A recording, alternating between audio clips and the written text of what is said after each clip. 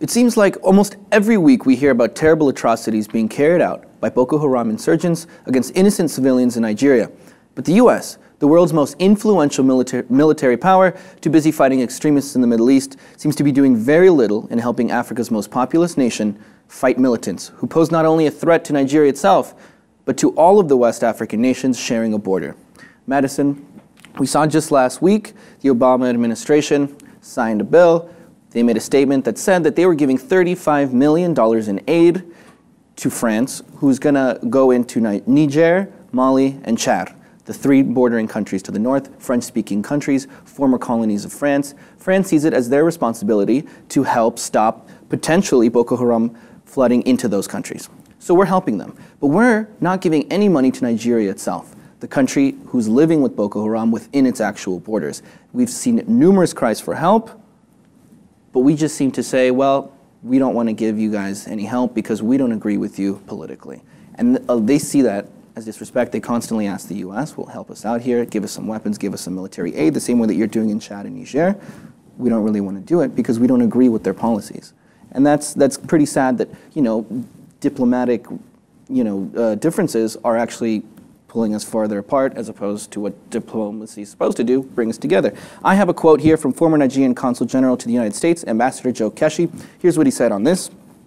A number of countries in the Middle East, Latin America, and Africa are beneficiaries of American military support. Besides, even if we stretch the human rights violations a little, it's not like America, whose military and security agencies have had their own share of abysmal records in almost all of their operations outside the US, that should openly criticize the Nigerian military in the way that it does. What do you think? I mean, why do you think we just turn a blind eye to these atrocities that are happening at by Boko Haram? Necessarily turning a blind eye. I think that we have to tread softly. Boko Haram is a terrorist group. It's the Nigerian militia, which means if this money gets into the wrong hands, there's a bigger problem at stake. So it's possible that inadvertently they're giving the money to France to solve this problem. I don't think they should be showing all your cards on the table. Perhaps because this is a terrorist, we have to treat it. It's an anomaly. It's an unconventional war, and we have to play smart. And perhaps they're going under the table and not showing all their cards.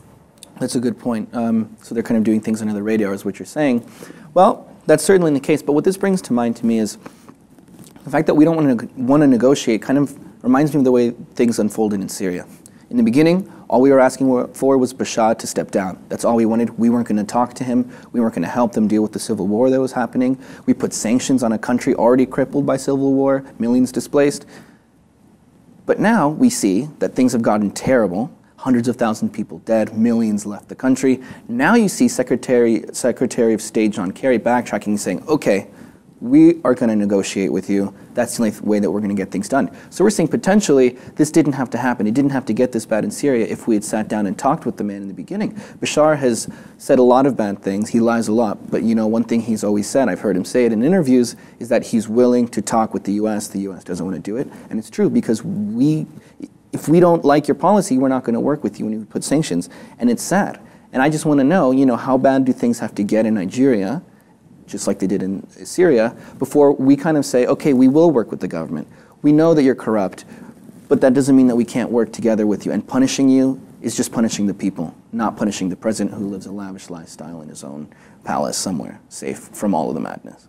Well, it's possible that Buhari would like to talk and the government, but it's right now the problem might be is that Nigerian militia, we can't talk to them. So this is the divide, and this is probably where they have to play smart and making moves to where the Nigerian militia doesn't get wind of what's going on, the negotiations that are happening, because they want to be involved in everything and take and control. So they have to play smart and keep maybe the talks are under the table and negotiations to be able to get to solve this problem, to take down these terrorists that are affecting Nigeria at this very moment. Well, they say hindsight is 20/20, and I'm scared that just like what happened in Rwanda and Burundi, millions of people died in genocide. The US government didn't do much to step in at all until it was already done.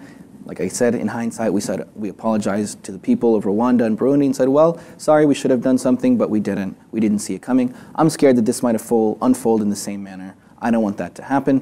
What do you guys think? Do you think we should stop criticizing and start improvising when it comes to these kinds of things, stepping in Nigeria and really starting to cooperate with the government, because punishing them isn't going to make anything better? Let us know by commenting below, and if you haven't already, please subscribe to the LibTV2 for more.